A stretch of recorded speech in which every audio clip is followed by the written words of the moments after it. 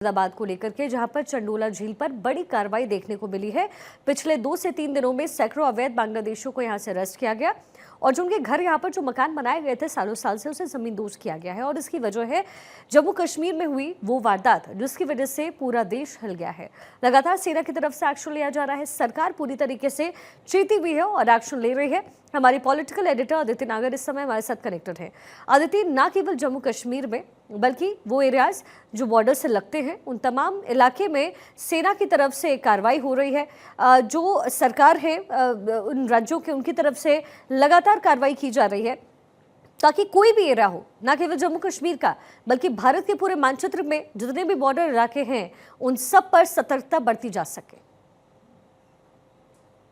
ये जो आपने चंदोला झील का जिक्र किया उसे मिनी बांग्लादेश कहा जाता है। 2010 में अगर आप मैप के जरिए देखेंगे तो वो एक बहुत छोटा सा इलाका था और 2024 में आज वहां पर कोई और घुस नहीं सकता। उसे मिनी बांग्लादेश कहने लगे।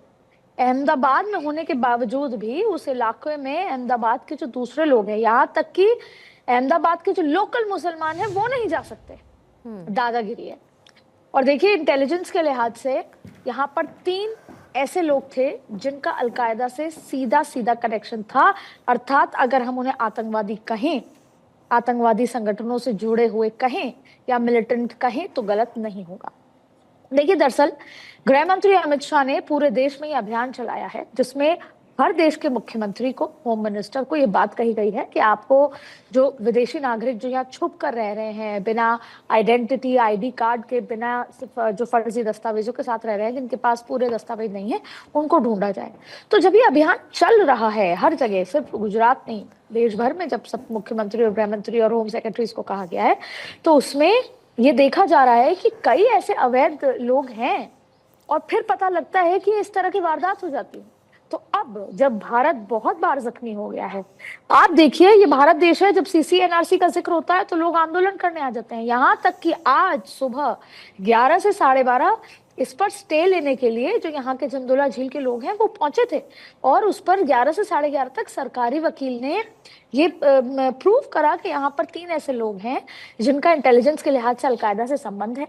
इसके साथ साथ यहाँ पर तस्करी होती है, यहाँ पर जो महिला हैं और बच्चों का ट्रैफिकिंग होती है, इसके साथ साथ यहाँ पे वेश्यावृत्ति होती है, इसके साथ साथ हर गैर कानूनी काम, हथियार बनाने से लेकर हर गैर कानूनी काम, जो कि शराब बंद है तो शराबबंदी का जिस तरीके से जो पहुंचाने का काम है वो तमाम चीजें, और नकली शराब, ये तमाम काम इस इलाके में होता है।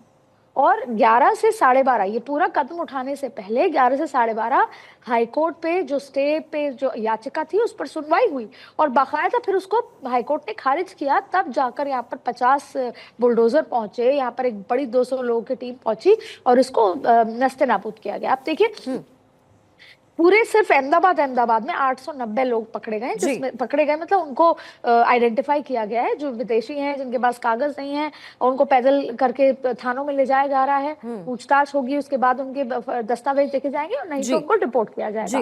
दूसरी बड़ी बात है कि 143 तो बांग्लादेशी हैं ही, इसके अलावा 100 लोग दूसरी जगह से भी आए हैं, गुजरात के। तो सवाल ये उठता है कि अभी ये अभियान चलेगा। जब हम आसानी से, ये बात थी, दस्तावेज थे, हमने नागरिक माइनॉरिटीज को नागरिक भी भारत में बनाया गया, वो भी नरेंद्र मोदी अमित शाह के उसमें, अब 0 टॉलरेंस आ गई है।